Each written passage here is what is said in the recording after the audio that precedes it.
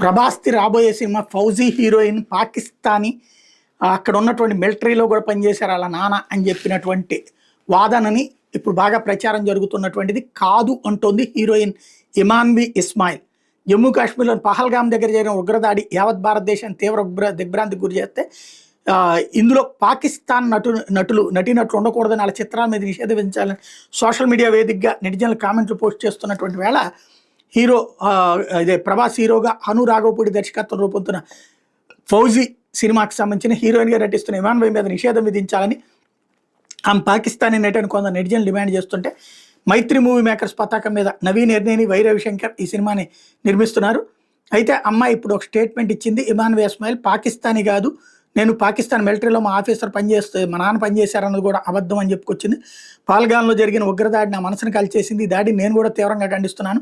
మరణించిన వాళ్ళకి నా ప్రగాఢ సంతాపం తెలియజేస్తున్నాను.